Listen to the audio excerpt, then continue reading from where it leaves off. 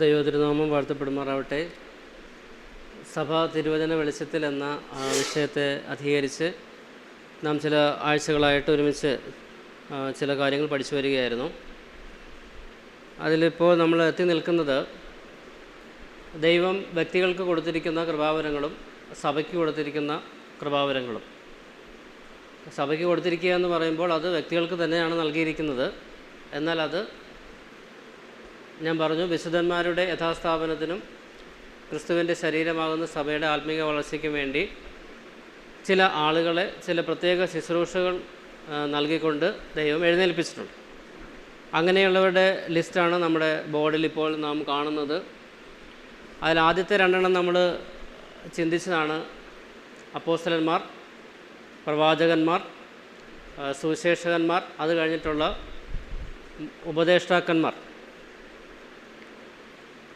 ആ ഉപദേഷ്ടാക്കന്മാരുടെ വിവിധ പേരുകളാണ് നമ്മളിവിടെ കണ്ടത്. മൂപ്പൻ, ഇടയൻ, അധ്യക്ഷൻ എന്നിങ്ങനെയെല്ലാം അറിയപ്പെടുന്നത് മൂപ്പനെയാണെന്ന് നാം കണ്ടു കഴിഞ്ഞു. അങ്ങനെ അവിടെ പറഞ്ഞിരിക്കുന്ന എഫേസ് ലേഖനം 4-ാം അധ്യായത്തിൻ്റെ 11-ാമത്തെ വാക്യത്തിൽ പറഞ്ഞിരിക്കുന്ന ആ എല്ലാ വാക്കുകളും നമ്മൾ കവർ ചെയ്ത് കഴിഞ്ഞു. ഇനി ആരെങ്കിലും ബാക്കിയുണ്ടോ?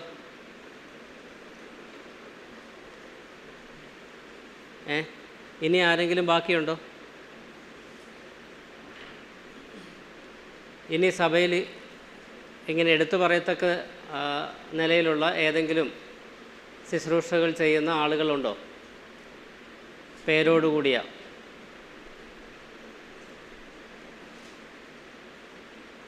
ആരും ഒന്നും പറയുന്നില്ല. അത് പറഞ്ഞു, അതെല്ലാം ഒരാളുടെ പേരാ. അപ്പോസ്തലന്മാരെക്കുറിച്ച് ചിന്തിച്ചു, പ്രവാചകന്മാരെക്കുറിച്ച് ചിന്തിച്ചു, സുവിശേഷകന്മാരെക്കുറിച്ച് ചിന്തിച്ചു, പിന്നെ ഇടയന്മാർ, ഉപദേഷ്ടാക്കന്മാർ. ഈ 5 വാക്കുകളാണ് നമ്മളവിടെ കണ്ടത്. ഇനി ആരെങ്കിലും ഉണ്ടോ? ഓക്കെ, നോക്കാം. തിമോഥെയോസിന് എഴുതിയ 1-ാമത്തെ ലേഖനം 3-ാം അധ്യായം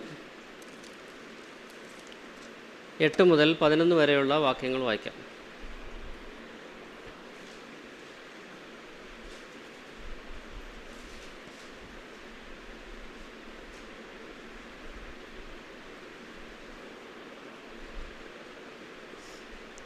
തിമോഥെയോസിന് എഴുതിയ 1-ാമത്തെ ലേഖനം 3-ാമത്തെ അധ്യായം 8 മുതൽ 13 വരെയുള്ള വാക്യങ്ങൾ. ആ ആ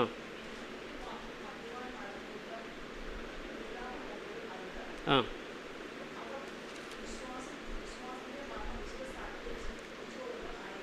ആ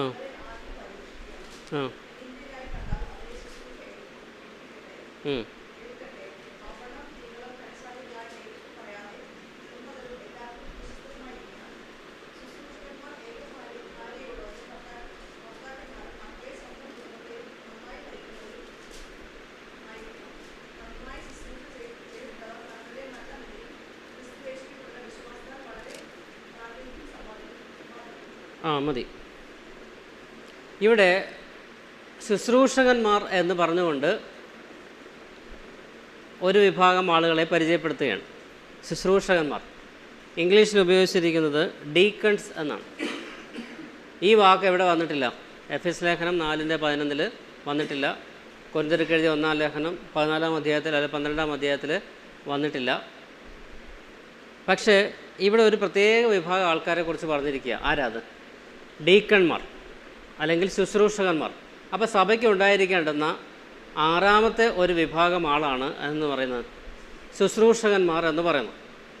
ഈ ഡീക്കൺ എന്ന വാക്കിൻ്റെ അർത്ഥം സെർവൻ്റ്, ദാസൻ അല്ലെങ്കിൽ ശുശ്രൂഷകൻ. ശുശ്രൂഷ എന്ന് പറഞ്ഞാൽ എന്താ അർത്ഥം?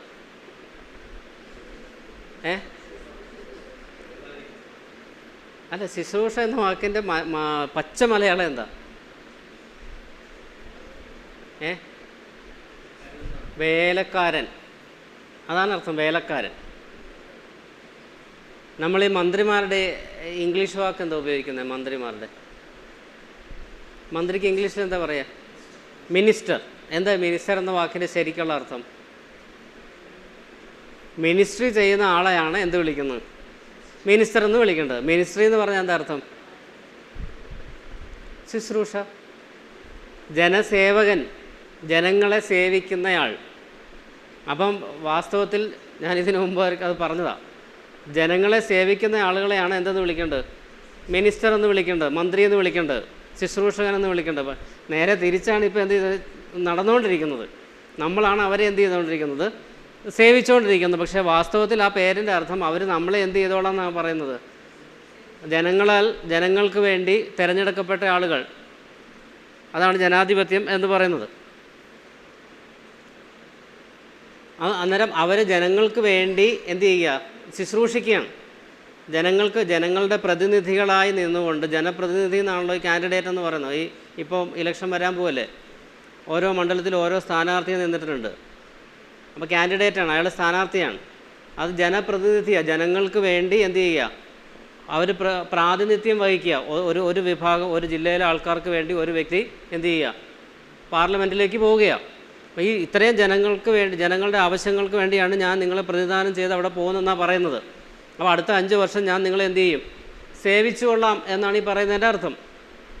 ഇതാണ് ഭരണഘടന അനുശാസിക്കുന്ന വ്യവസ്ഥ. അതനുസരിച്ചൊന്നും അല്ല എന്ത് നടക്കുന്നത്, കാര്യങ്ങൾ നടക്കുന്നത് അതനുസരിച്ചൊന്നുമല്ല. പക്ഷെ അർത്ഥം ഇതാണ്. ഇതുപോലെ ഈ ഡീക്കൺ എന്ന വാക്കിൻ്റെ അർത്ഥം ശുശ്രൂഷിക്കുന്നവൻ എന്നാണ്. ഇനി മറ്റുള്ളവരുടെ ഈ വിഭാഗത്തിൽ പെടാതെ ഇയാളെ എടുത്തു പറയാനുള്ള കാരണം എന്താ? മറ്റുള്ള ആളുകൾ, നേരത്തെ പറഞ്ഞ 5 കൂട്ടം ആളുകൾ സഭയുടെ ആത്മീക ശുശ്രൂഷ നിർവഹിക്കുന്നവരാണ്. ഇദ്ദേഹമോ? ഡീക്കൺ എന്ന് പറയുന്ന ആൾ ആത്മീക ശുശ്രൂഷയല്ല നിർവഹിക്കുന്ന പ്രധാനമായിട്ടും, പിന്നെ എന്താ? ഭൗതിക ശുശ്രൂഷ നിർവഹിക്കുന്നയാളാണ്. സഭയുടെ ഭൗതിക ആവശ്യങ്ങൾ നിറവേറ്റുന്നതിന് വേണ്ടി നിയമിക്കപ്പെടുന്ന ആളുകളെയാണ് ആരെന്ന് പറയുന്നത്? ശുശ്രൂഷകന്മാരെന്ന് പറയും. അതുകൊണ്ടാണ് എന്തെന്ന് പറഞ്ഞത്? സഭയുടെ ആത്മീക അഭിവൃദ്ധിക്കും വിശുദ്ധന്മാരുടെ യഥാസ്ഥാപനത്തിനും വേണ്ടിയുള്ള ശുശ്രൂഷയിൽ ഇവരുടെ പേര് വരാതെ മറ്റൊരു വിഭാഗത്തിലാക്കി ഇവരുടെ പേര് നിർദ്ദേശിച്ചിരിക്കുന്നതിൻ്റെ അടിസ്ഥാനത്തിൽ നാം മനസ്സിലാക്കേണ്ടുന്ന കാര്യം, ഇവരുടെ ശുശ്രൂഷ എന്ന് പറയുന്നത് സഭയുടെ ഭൗതിക ആവശ്യങ്ങളാണ്. ഈ ശുശ്രൂഷകന്മാർ എന്നുള്ള വാക്ക് വന്നില്ലെങ്കിലും ശുശ്രൂഷ എന്ന വാക്ക് അപ്പോസ്തല പ്രവൃത്തി 6-ാം അധ്യായത്തിൻ്റെ 1 മുതൽ 4 വരെയുള്ള വാക്യങ്ങളിൽ രേഖപ്പെടുത്തിയിട്ടുണ്ട്. ഒന്ന് വായിക്കാം. അപ്പോസ്തല പ്രവൃത്തികൾ 6-ാം അധ്യായം 1 മുതൽ 4 വരെയുള്ള വാക്യങ്ങൾ.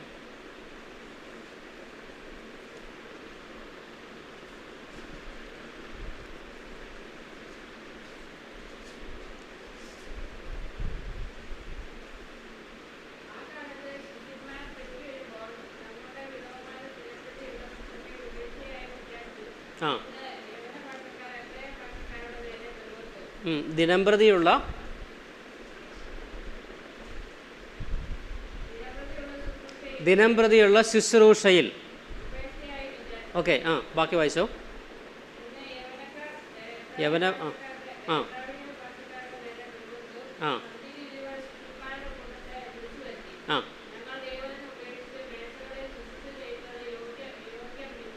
ആ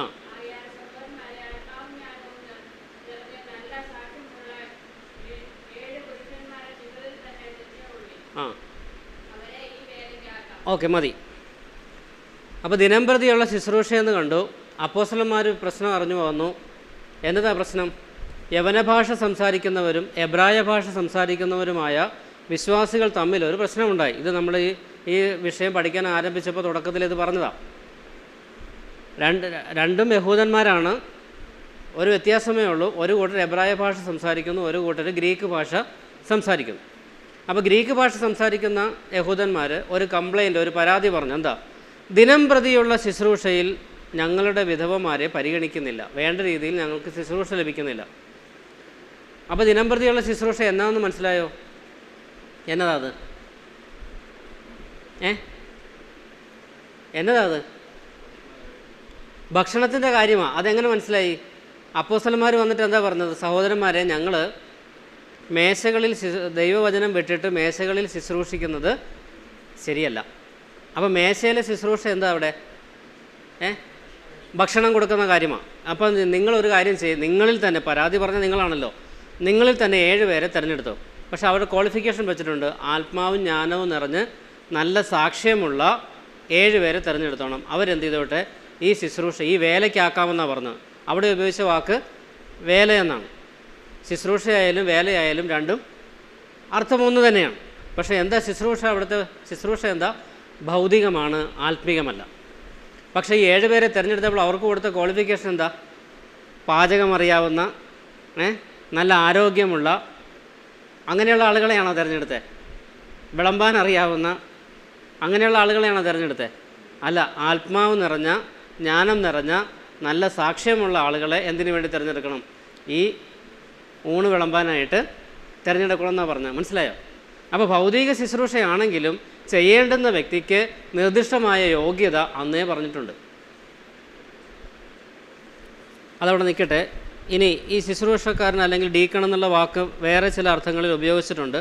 റോമർക്കെഴുതിയ ലേഖനം 13-ാം അധ്യായത്തിൻ്റെ 3, 4 വാക്യങ്ങളൊന്ന് വായിക്കാം. റോമർക്കെഴുതിയ ലേഖനം 13-ാം അധ്യായം 3, 4 വാക്യങ്ങൾ.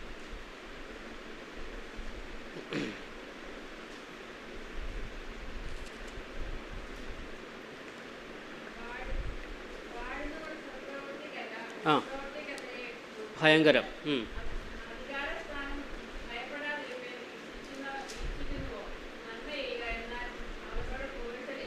ആ,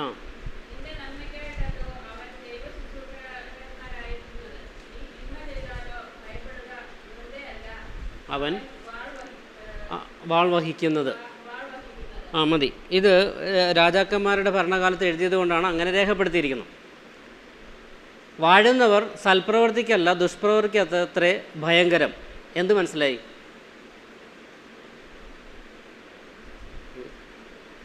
വായിച്ചെടുത്തു നിന്ന് എന്ത് മനസ്സിലായി? വാഴുന്നവർ സൽപ്രവൃത്തിക്കല്ല ദുഷ്പ്രവൃത്തിക്കത്രേ ഭയങ്കരം. എന്ത് മനസ്സിലായി? തെറ്റ് ചെയ്താലേ പേടിക്കേണ്ട ആവശ്യമുള്ളൂ. നല്ല പ്രവൃത്തിയാണ് ചെയ്യണമെങ്കിൽ വാഴുന്നവർ വന്ന് നമ്മളെ എന്ത് ചെയ്യത്തില്ല. ഒന്നും നിൻ്റെ നന്മയ്ക്ക് വേണ്ടിയിട്ടാണ് ദൈവം എന്ത് ചെയ്തിരിക്കുന്നത്? അവനെ അധികാരിയാക്കി വച്ചിരിക്കുന്നത്. വെറുതെ അല്ല അവൻ വാള് കൈവശം വെച്ചിരിക്കുന്നത്. എന്ന് പറഞ്ഞാൽ അധികാരത്തിൻ്റെ ചിഹ്നമായിരുന്നു വാള്. അന്ന് രാജഭരണമാണല്ലോ അന്ന് നിലവിലിരുന്നത്. ഇന്ന് സൗദിയിൽ ചെന്നാൽ അല്ലെങ്കിൽ ഗൾഫ് രാഷ്ട്രങ്ങളിൽ ചെന്നാൽ അതുപോലെ തന്നെ ബാധകമാണ്. കാരണം അവിടെ ഇപ്പോഴും രാജഭരണമാണ്. അവിടെ എഴുതിയിരിക്കുന്നത് വെറുതെ അല്ല അവൻ ദൈവ ശുശ്രൂഷകൻ ആയിരിക്കുന്നത്.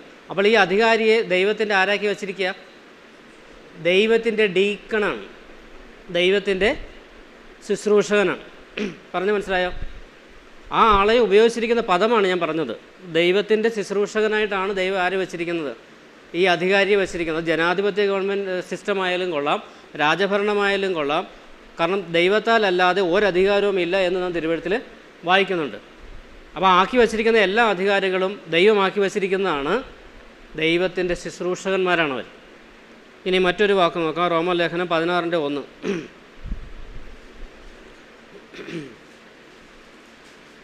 റോമാലേഖനം 16-ാം അധ്യായത്തിൻ്റെ 1-ാമത്തെ വാക്യം. നമ്മുടെ സഹോദരിയും കെങ്ക്രയ സഭയിലെ ശുശ്രൂഷക്കാരിയുമായ ഫേബയെ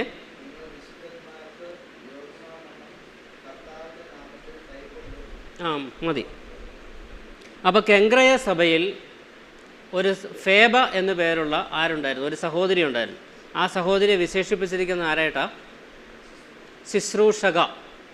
നമ്മൾ ഈ വാക്ക് ഉപയോഗിക്കുമ്പം ശുശ്രൂഷകനെന്നും ശുശ്രൂഷകയെന്നുമാണ് പറയുന്നത്. പക്ഷേ സംഭവം അങ്ങനെയല്ല. ശുശ്രൂഷകനും ശുശ്രൂഷകയുമാണ്. ഷൂ ആണ്, ഷായല്ല, അല്ല ശീയല്ല. അപ്പോൾ സഹോദരിമാരും ആരായിരുന്നു? ഡീക്കണസ് എന്നാണ് ഇംഗ്ലീഷിൽ ഉപയോഗിച്ചിരിക്കുന്നത്. ശുശ്രൂഷക ആയിരുന്നു. അതുകൊണ്ടാണ് ഞാൻ ആദ്യമേ പറഞ്ഞത് ഒരു ആത്മീക ശുശ്രൂഷ അല്ല, ഇത് ഭൗതികമാണ്. അപ്പോൾ സഭയിലെ സഹോദരിമാരെയും ആരാക്കാം? ശുശ്രൂഷകയാക്കാം. പക്ഷേ ആത്മീക കാര്യത്തിന് വേണ്ടിയിട്ട് അല്ല. സഹോദരിമാരുടെ പങ്കിനെക്കുറിച്ചും അവരുടെ ശുശ്രൂഷയെക്കുറിച്ചും ഒരു ക്ലാസ് നമ്മൾ എടുക്കുന്നുണ്ട്. അതുകൊണ്ട് ഇപ്പോൾ ആ ഭാഗത്തേക്ക് ഞാൻ ടച്ച് ചെയ്യുന്നില്ല. പക്ഷേ സഹോദരിമാരും ഡീക്കണസ് ആയിരുന്നു എന്ന് മാത്രം പറയാൻ വേണ്ടിയാണത് വായിപ്പിച്ചത്. ഇനിയും റോമാലേഖനം 15-ന്റെ 8-9 കൂടെ വായിക്കാം.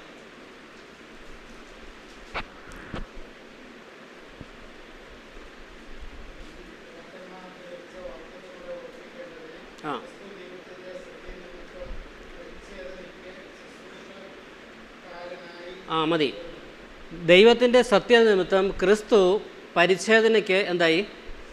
ശുശ്രൂഷകനായി. അവിടെ ക്രിസ്തുവിനെ ഉപയോഗിച്ചിരിക്കുന്ന വാക്കും ഡീക്കൺ എന്നാണ്, ശുശ്രൂഷകൻ ആണ് എന്നാണ് പറഞ്ഞത്. ദൈവത്തിൻ്റെ ദാസൻ എന്ന നിലയ്ക്കാണ് ആ വാക്ക് അവിടെ വന്നിരിക്കുന്നത്. അപ്പോൾ ഈ വാക്കിൻ്റെ അർത്ഥമാണ് ഇത്രയും നേരം നമ്മൾ വിശദീകരിച്ചത്.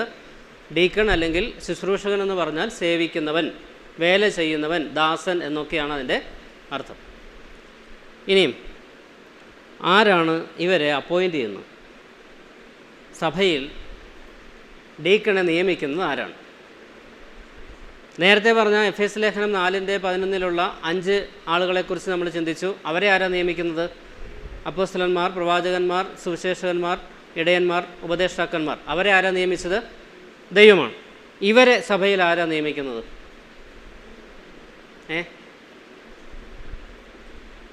ഇവരെ സഭയിൽ നിയമിക്കുന്നത് ആരാണ്? ദൈവമാണോ? ദൈവമാണ്. ഓക്കെ, നമുക്ക് നോക്കാം. കൊരിന്ത്യർക്ക് എഴുതിയ 2-ാമത്തെ ലേഖനം 8-ാം അധ്യായം 19-ാമത്തെ വാക്യം ഒന്ന് വായിക്കും.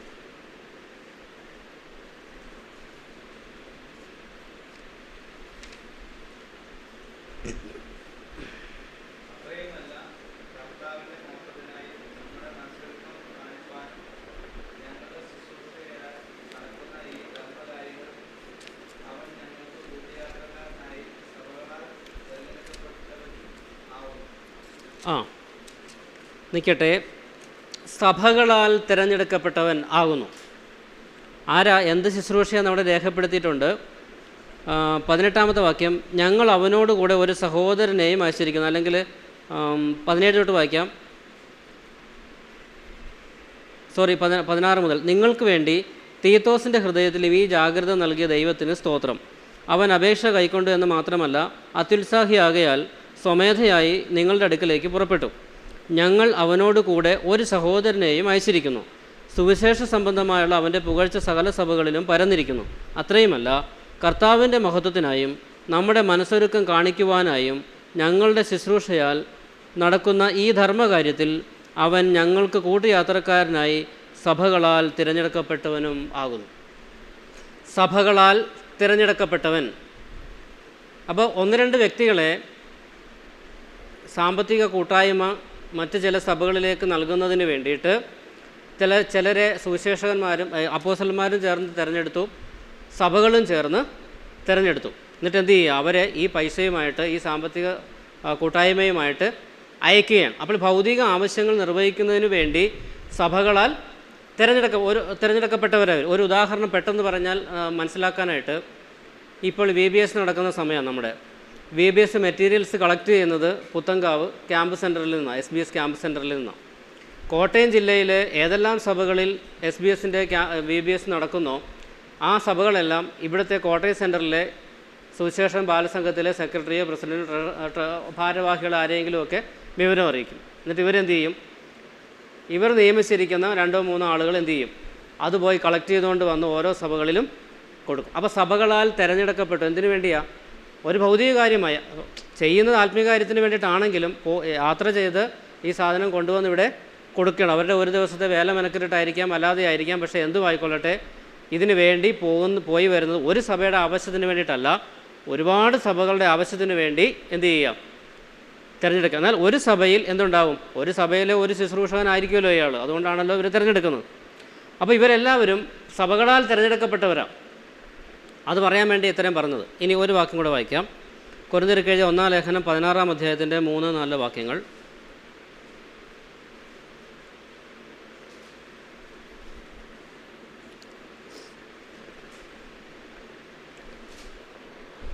കൊരിന്ത്യർ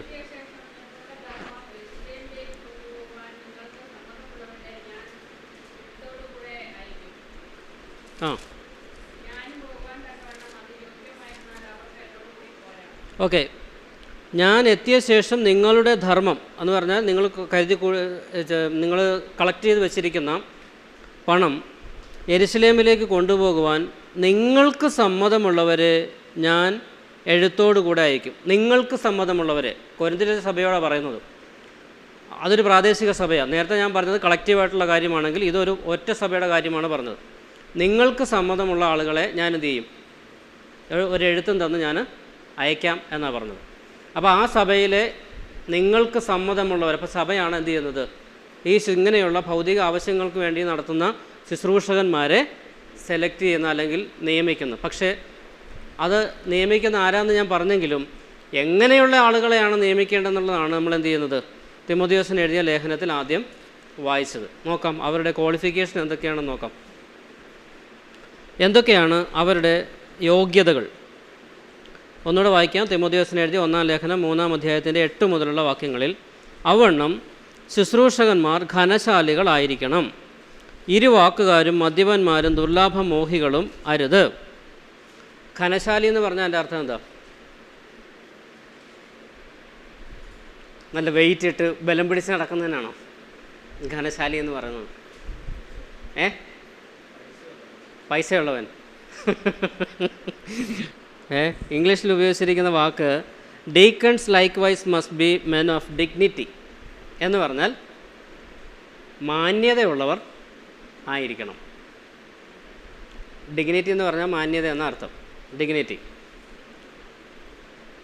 അപ്പോൾ അങ്ങനെയുള്ള ആളുകളെയാണ് എന്ത് ചെയ്യേണ്ടത്, ശുശ്രൂഷകനാക്കി നിയമിക്കണം. അപ്പോൾ ഒരു കാര്യം കൂടെ മനസ്സിലാക്കണം, നേരത്തെ പറഞ്ഞ ഈ ക്വാളിറ്റിയിൽപ്പെട്ട ഏതാ, ആത്മിക ശുശ്രൂഷകൾ നിർവഹിക്കുന്ന അപ്പോസ്തലന്മാർ, പ്രവാചകന്മാർ, സുവിശേഷകന്മാർ, ഇടയന്മാർ, ഉപദേശകന്മാർ, അവരല്ല ഈ ആളുകൾ. അപ്പോൾ അവർ ചെയ്യേണ്ട ജോലിയല്ല ഇവർ ചെയ്യുന്നത് എന്ന് പറഞ്ഞാൽ ഒരു സുവിശേഷകൻ എന്ത് ചെയ്യേണ്ട ആവശ്യമില്ല. അവനവനെ ഏൽപ്പിച്ചിരിക്കുന്ന കാര്യം ചെയ്താൽ മതി. മേശരിപ്പണിക്കാരൻ തന്നെയാണ്, അത് ചെയ്താൽ മതി. ബാർബറിൻ്റെ പണിക്ക് പോകരുത്. പോയാലുള്ള പ്രശ്നം എന്താ? ബാർബർ ഷേവ് ചെയ്യണമെങ്കിൽ ഷേവിങ് സെറ്റ് എടുത്ത് എന്ത് ചെയ്യും, ഷേവിങ് ക്രീം കലക്കി ഇങ്ങനെ തേക്കും. മേശരിയാണത് ചെയ്യണമെങ്കിലോ ചാന്ത് തേക്കുന്ന പോലെ എടുത്ത് ഒറ്റയടി അടിക്കും. ശരിയല്ലേ? അപ്പോൾ ഏൽപ്പിച്ച ജോലിയേ ചെയ്യാവുള്ളൂ. ഇതുപോലെ അപ്പോൾ ഈ ശുശ്രൂഷകന്മാർ ചെയ്യേണ്ട കാര്യമാണിത് പറഞ്ഞത്. ഇനി അവർ ഘനശാലികളായിരിക്കണം, ഇരുവാക്കുകാരും മദ്യപന്മാരും ദുർലാഭമോഹികളും അരുത്. അങ്ങനെയാണെങ്കിലുള്ള പ്രശ്നം എന്താ? അന്നേരം ഇതിൻ്റെ ഓപ്പോസിറ്റ് മനസ്സിലാക്കാൻ പറ്റുള്ളൂ. ഇരുവാക്കുകാരാവരുത് എന്ന് പറഞ്ഞാൽ ഒരിക്കൽ ഉവെന്നും ഒരിക്കൽ ഇല്ലെന്നും അതിൻ്റെ അർത്ഥം. ഉവെന്ന് പറഞ്ഞാൽ എന്നും ഉവായിരിക്കണം, ഇല്ലെന്ന് പറഞ്ഞാൽ എന്നും ഇല്ലെന്നായിരിക്കും. എസ് എപ്പോഴും എസ് ആയിരിക്കണം, നോ എപ്പോഴും നോ ആയിരിക്കണം. ഞാനങ്ങനെ പറഞ്ഞിട്ടില്ലെന്നും പറഞ്ഞ് പിന്നെ എന്ത് ചെയ്യാൻ പാടില്ല, മാറ്റി പറയാൻ പാടില്ല. അത് ഇരുവാക്കുകാരാകരുതെന്ന് പറഞ്ഞു. തൽക്കാല രക്ഷയ്ക്ക് വേണ്ടി എന്ത് ചെയ്യുന്നത്, ഈ ടെക്നിക്ക് ഉപയോഗിക്കുന്നത്, അതിവിടെ പറ്റത്തില്ല. ഇരുവാക്കുകാരാവരുത്, നുണ പറയാൻ പാടില്ല, മദ്യപന്മാരായിരിക്കരുത്, ദുർലാഭമോഹികളാകരുത്. ഈ ഭൗതിക ആവശ്യങ്ങളിൽ എന്ത് ചെയ്യാൻ പറ്റും, വളരെ ഈസി ആയിട്ട് സ്വജനപക്ഷപാതം കാണിക്കാൻ പറ്റും, മുഖപക്ഷം കാണിക്കാൻ പറ്റും, സ്വാർത്ഥത കാണിക്കാൻ പറ്റും. ആത്മീയ കാര്യത്തിൽ പിന്നെ ഒരു പക്ഷേ ഇതൊന്നും ആവശ്യമില്ലായിരിക്കാം, ഒരു പക്ഷേ തിരിച്ചറിയുന്നുമില്ലായിരിക്കാം.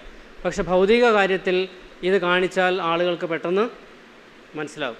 അവർക്ക് കൂടുതൽ കൊടുത്തു, ഞങ്ങൾക്ക് കുറച്ചേ കിട്ടിയുള്ളൂ. അതാണല്ലോ ആദ്യത്തെ കംപ്ലയിൻറ്റ് വന്നത് തന്നെ. അത് പെട്ടെന്ന് ആളുകൾക്ക് തിരിച്ചറിയാൻ പറ്റുന്ന കാര്യമായി ഭൗതികം ആയതുകൊണ്ട്. അപ്പോൾ അങ്ങനെയുള്ള ആളുകളെ ഈ കാര്യത്തിന് വേണ്ടി നിയമിക്കാൻ പാടില്ല. ഇനിയും അവർ വിശ്വാസത്തിൻ്റെ മർമ്മം ശുദ്ധ മനസാക്ഷിയിൽ വെച്ചുകൊള്ളുന്നവർ ആയിരിക്കണം. എന്താ അതിൻ്റെ അർത്ഥം? അകത്തുള്ളത് തന്നെ പുറത്തും കാണിക്കണമെന്നാണ് പറഞ്ഞതിൻ്റെ ചുരുക്കം. ശുദ്ധ മനസാക്ഷിയിൽ വിശ്വാസത്തിൻ്റെ മർമ്മം മുറുകെ പിടിക്കുന്നവന് ആ മനസാക്ഷിക്കനുസരിച്ച് മാത്രമേ എന്ത് ചെയ്യാൻ പറ്റുള്ളൂ, പുറത്തും പ്രവർത്തിക്കാൻ പറ്റത്തുള്ളൂ, അല്ലെങ്കിൽ ആക്ട് ചെയ്യേണ്ടി വരും. പക്ഷെ അങ്ങനെയുള്ളവരെ ഈ ശുശ്രൂഷ ഏൽപ്പിക്കാനായിട്ട് ഒക്കത്തില്ല. അപ്പോൾ ദൈവവചനമാണ് ഇതിൻ്റെ ക്വാളിഫിക്കേഷൻ വെച്ചിരിക്കുന്നത്. ഇങ്ങനെയുള്ള ശുശ്രൂഷകന്മാരെ നിയമിക്കുമ്പോൾ സഭയ്ക്ക് ബോധ്യപ്പെടണം, ഈ ആൾ ഇന്ന യോഗ്യതയുള്ള ആളാണ്, അതുകൊണ്ട് ആ ആളെ എന്ത് ചെയ്യാം, ഈ ശുശ്രൂഷയ്ക്ക് ആക്കാം എന്ന് സഭയ്ക്ക് ബോധ്യപ്പെട്ട് സഭ എന്ത് ചെയ്യണം, ആ ആളെ അതിനു വേണ്ടി. അതിനു മുമ്പ് ഒരു കാര്യം കൂടെ ഉണ്ട്, അവരെ ആദ്യം പരീക്ഷിക്കണം. അവരെ ടെസ്റ്റ് ചെയ്യണമെന്ന് ഇംഗ്ലീഷിൽ ഇരിക്കണം. ടെസ്റ്റ് ചെയ്യണം, പരീക്ഷിക്കണം. അനന്യരായി കണ്ടാൽ, ആ പരീക്ഷ പാസ്സായാൽ എന്ത് ചെയ്യാം, അവരെ നിയമിക്കാം. അങ്ങനെ പറഞ്ഞേക്കുന്നു. ഇനി അതിന് വേറൊരു രൂപം കൂടെ ഉണ്ട്. അതായത് 5-ാം അധ്യായത്തിൻ്റെ 22-ാമത്തെ വാക്യം ഒന്ന് വായിക്കാം. 5-ാം അധ്യായത്തിൽ തിമോഥെയോസിന് എഴുതിയ 1-ാം ലേഖനം 5:22. വേഗത്തിൽ, അതിനിടയ്ക്ക് എന്തെങ്കിലും വിട്ടുപോയിട്ടെന്ന് തോന്നണമല്ലോ. യാതൊരുത്തിൻ്റെ മേലും വേഗത്തിൽ കൈവയ്ക്കരുത്. അന്യന്മാരുടെ പാപങ്ങളിൽ ഓഹരിക്കാരനാവുകയും അരുത്. ഓക്കെ, മതി. 3 കാര്യങ്ങൾ അവിടെ പറഞ്ഞു. യാതൊരുത്തിൻ്റെ മേലും വേഗത്തിൽ കൈവയ്ക്കരുത്. എന്താ അതിൻ്റെ അർത്ഥം?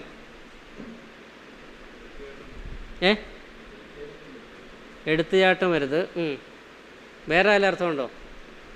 യാതൊരുത്തിൻ്റെ മേലും വേഗത്തിൽ കൈവയ്ക്കരുത്. കൈവയ്ക്കുക എന്ന് പറഞ്ഞാൽ എന്താ ഉദ്ദേശിക്കുന്നത്? തല്ലുക. അല്ല, വേഗത്തിൽ കൈവയ്ക്കുക എന്നുള്ളതുകൊണ്ട് എന്താ ഉദ്ദേശിക്കുക? അതാണ് ഞാൻ ചോദിച്ചത്. കൈവയ്ക്കുക എന്നുള്ള വാക്കിൻ്റെ അർത്ഥം നിങ്ങൾക്കെന്ത് മനസ്സിലായെന്ന് അറിയാനാണ് ഞാൻ ചോദിച്ചത്. ആ വാക്യം വായിക്കുമ്പോൾ നമുക്ക് അങ്ങനെയാണ് തോന്നുന്നത്. ഓക്കെ, 4-ാം അധ്യായത്തിൻ്റെ 14-ാമത്തെ വാക്യം ഒന്ന് വായിച്ചേ. മൂപ്പന്മാരുടെ കൈവെപ്പോടുകൂടെ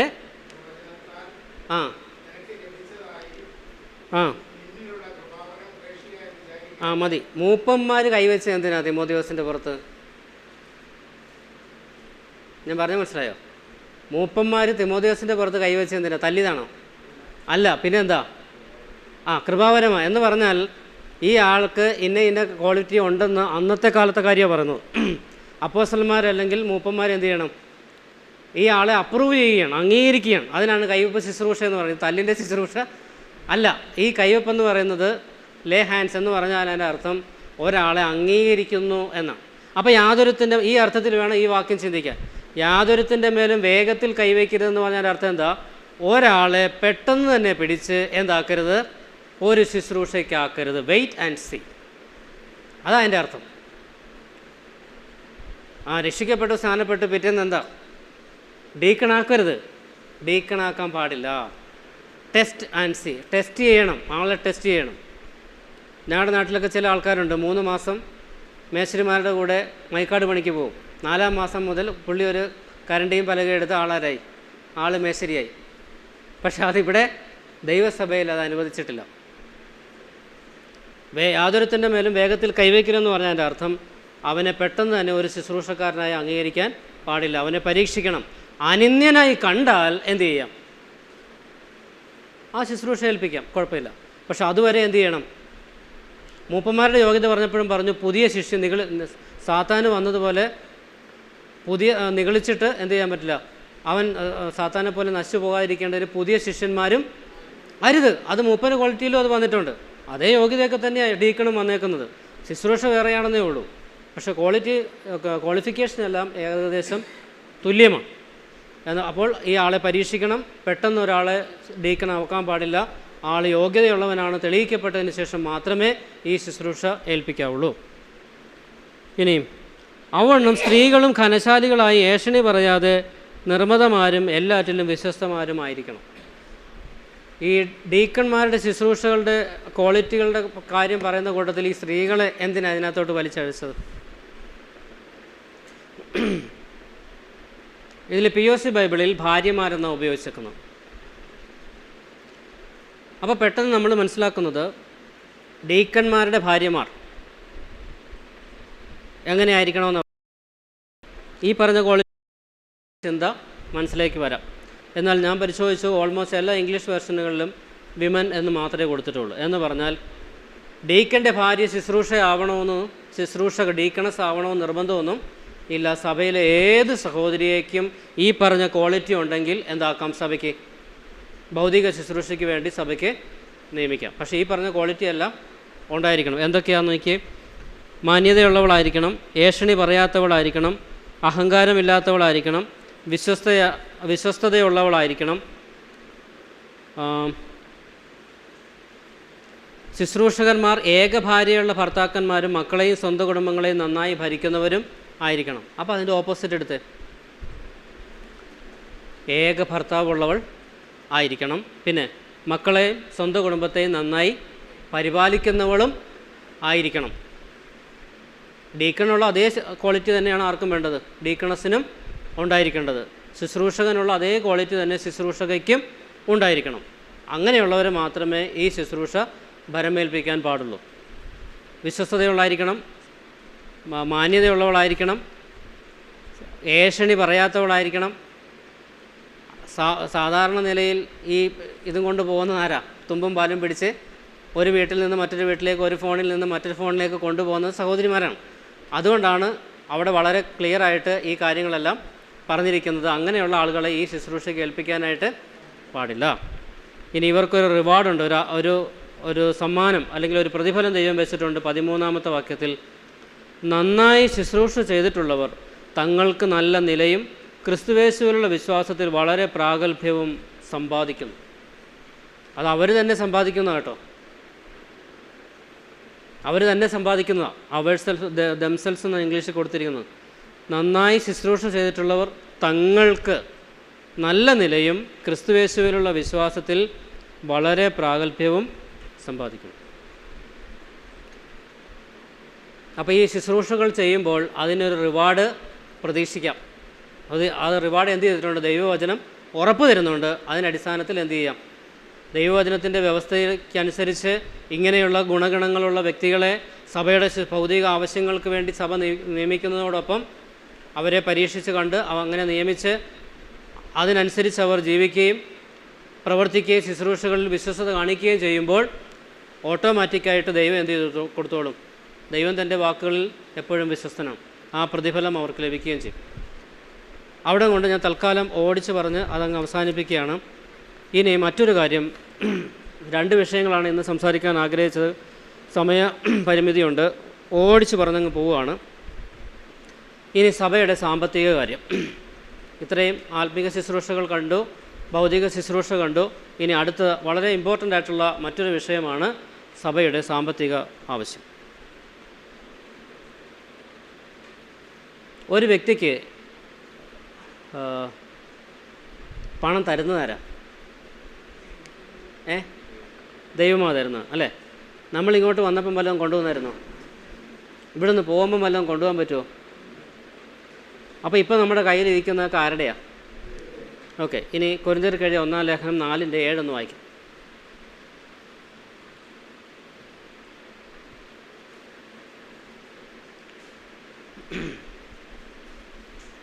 കൊരിന്ത്യർക്ക് എഴുതിയ 1-ാം ലേഖനം 4-ാം അധ്യായത്തിൻ്റെ 7-ാമത്തെ വാക്യം.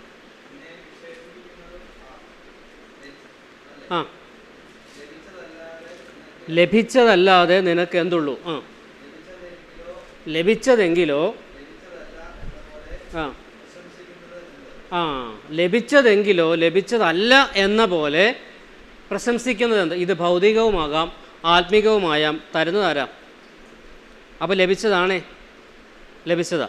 അപ്പോൾ എനിക്ക് പ്രശംസിക്കാൻ വല്ല വകുപ്പുമുണ്ടോ? എനിക്ക് പ്രശംസിക്കാൻ യാതൊന്നുമില്ല. പ്രശംസിക്കുന്നവൻ കർത്താവിൽ പ്രശംസിക്കട്ടെ. ലഭിച്ചതാണെങ്കിൽ പിന്നെ ലഭിക്കാത്തതുപോലെ പറയുന്ന കാര്യമുണ്ടോ? ഞാൻ സമ്പാദിച്ചതാണെന്ന് പറയാനായിട്ട് എൻ്റെ ഈ വല്ലതും ഉണ്ടോ? ഇതെല്ലാം ദൈവം തന്നതല്ലേ? ദൈവം തന്നതാണെങ്കിൽ ആകയാൽ നിങ്ങൾ തിന്നാലും കുടിച്ചാലും എന്ത് ചെയ്താലും ദൈവത്തിൻ്റെ മഹത്വത്തിനായി ചെയ്യുവിൻ. കൊരിന്ത്യർക്ക് എഴുതിയ 1-ാം ലേഖനം 10:31. അപ്പോൾ എന്ത് തന്നാലും അത് ആർക്കുള്ളതാണ്? ഭൂലോകവും അതിൻ്റെ നിറവും ആരുടേതാണ്? യഹോവയ്ക്കുള്ളതാണ്. ഞാനിങ്ങോട്ട് വന്നപ്പോൾ ഒന്നും കൊണ്ടുവന്നിട്ടില്ല, ഇവിടുന്ന് പോകുമ്പോഴും ഒന്നും കൊണ്ടുപോകാനും എനിക്ക് സാധ്യമല്ല. അപ്പോൾ ഈ ചിന്ത എപ്പോഴും നമ്മളെ ഭരിക്കണം. നമ്മുടെ കയ്യിലിരിക്കുന്ന ഓരോ രൂപയും ദൈവം തന്നതാണ്. അപ്പോൾ ഇതിന് കണക്ക് കൊടുക്കേണ്ടത് ദൈവത്തിനാണ്. ദൈവനാമ മഹത്വത്തിന് വേണ്ടി ഇത് വിനിയോഗിക്കാൻ നാം തയ്യാറാവണം. ഇനിയും എവിടെ, എങ്ങനെ, അതാണ് ഇനി ചിന്തിക്കാൻ പോകുന്നത്. കൊരിന്ത്യർക്ക് എഴുതിയ 1-ാം ലേഖനം 16:2 നമ്മൾ നേരത്തെ വായിച്ചതാണ്.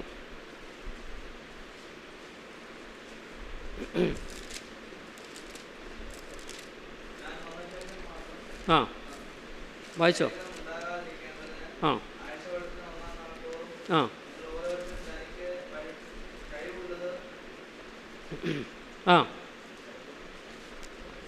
ചരതിച്ച് വെക്കണം. ഛർദിച്ചല്ല, ചരതിച്ച്.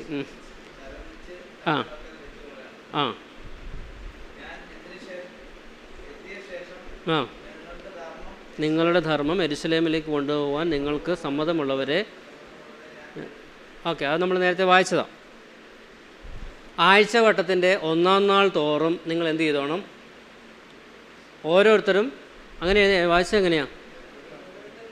നിങ്ങളിൽ ഓരോരുത്തരും തനിക്ക് കഴിവുള്ളത്. ചരതിക്കുക എന്ന് പറഞ്ഞ അർത്ഥം എന്താ? സ്വരുക്കൂട്ടി വയ്ക്കുക, കളക്ട് ചെയ്ത് ശേഖരിച്ച് വയ്ക്കുക. അപ്പോൾ ആഴ്ചവട്ടത്തിൻ്റെ 1-ാം നാൾ തോറും നമ്മൾ സ്തോത്ര കാഴ്ച എടുക്കുന്നതിൻ്റെ കാരണം ഇതാ. ദൈവം നമുക്ക് തന്നിട്ടുള്ള കാര്യം എന്ത് ചെയ്യുകയാണ്, ആഴ്ചവട്ടത്തിൻ്റെ 1-ാം നാൾ തോറും നമ്മൾ എന്ത് ചെയ്യുകയാണ്, ഓരോരുത്തർക്ക് നമ്മൾ ആ വാക്യം ശ്രദ്ധിച്ചോണം, കഴിവുള്ളത്, തനിക്ക് കഴിവുള്ളത്. ഓരോരുത്തർക്കും ഓരോ അളവിലാണ് കയ്യിലിരിക്കുന്നത് അല്ലേ. ചിലർക്ക് 500-ൻ്റെ നോട്ട് ഇടാനുള്ള കഴിവുണ്ടായിരിക്കും, ചിലർക്ക് 100-ൻ്റെ നോട്ട് ഇടാനുള്ള കഴിവായിരിക്കാം, ചിലർക്ക് 200-ൻ്റെ ആയിരിക്കാം, ചിലർക്ക് 10-ൻ്റെ ആവാം, ചിലർക്ക് 20-ൻ്റെ ആവാം. കഴിവുള്ളത് കൊടുക്കുക. പഴയ നിയമത്തിലായിരുന്നപ്പോഴോ ദശാംശം എന്ന് പറഞ്ഞാൽ 100 രൂപ കിട്ടിയാൽ 10 രൂപ ഡെഫിനറ്റായിട്ട്. പക്ഷേ പുതിയ നിയമത്തിൽ ഇച്ചിരി കൂടെ കട്ട് ചെയ്യാം. കഴിവുള്ളതെന്നാണ് പറഞ്ഞത് ശരിയാണ്, പ്രാപ്തി പോലെയും പ്രാപ്തിക്ക് മീതെയും എന്ന് നാം പിന്നീട് വായിക്കുന്നുണ്ട്. എന്ന് പറഞ്ഞാൽ നമ്മൾ സാക്ഷ്യം പറയുമ്പോൾ എന്താ പറയുന്നത്, ഞായറാഴ്ചകളിലോ അല്ലാതെയൊക്കെയോ കോട്ടേജ് മീറ്റിങ്ങുകൾ വെക്കുമ്പോഴൊക്കെ നമ്മൾ വലിയ കാര്യത്തിലൊക്കെ സാക്ഷ്യം പറയുമ്പോൾ നമ്മൾ പറയും, ദൈവം എനിക്ക് വല്ലഭനായിരുന്നു, ദൈവം എനിക്ക് നല്ലവനായിരുന്നു, ഞാൻ ആഗ്രഹിച്ചതെല്ലാം ദൈവം എനിക്ക് തന്നു. തിരിച്ചു കൊടുത്തപ്പോഴോ വേണ്ടതുപോലെ ഒന്നും കൊടുക്കാൻ എനിക്ക്. അപ്പോൾ അതൊരു ഒരുമാതിരി ഇരട്ടത്താപ്പല്ലേ, ശരിയല്ലേ? ഇരട്ടത്താപ്പാണത്. തന്നപ്പോൾ എങ്ങനെയായിരുന്നു ദൈവം തന്നത്? ഒന്നിനും കുറവില്ലാതെ ദൈവം തന്നു എന്ന് വളരെ വിദഗ്ധമായിട്ട് സാക്ഷ്യം പറഞ്ഞെങ്കിൽ കൊടുക്കുമ്പോഴും എങ്ങനെയായിരിക്കണം കൊടുക്കേണ്ടിയിരുന്നത്? അങ്ങനെ തന്നെ കൊടുക്കണമായിരുന്നു. പക്ഷെ കൊടുക്കുന്ന കാര്യത്തിലാണ് നമുക്കൊരു പ്രശ്നം അല്ലേ. ഉള്ളവർ കൊടുക്കട്ടെ, ഇല്ലാത്തപ്പോൾ ഞാനിപ്പോൾ എന്നാ ചെയ്യാനാ അല്ലേ? നമ്മൾ പല ന്യായങ്ങളൊക്കെ കണ്ടെത്താറുണ്ട്. കൊരിന്ത്യർക്കെഴുതിയ 2-ാം ലേഖനം 8-ാം അധ്യായത്തിൻ്റെ 1-ാമത്തെ വാക്യം.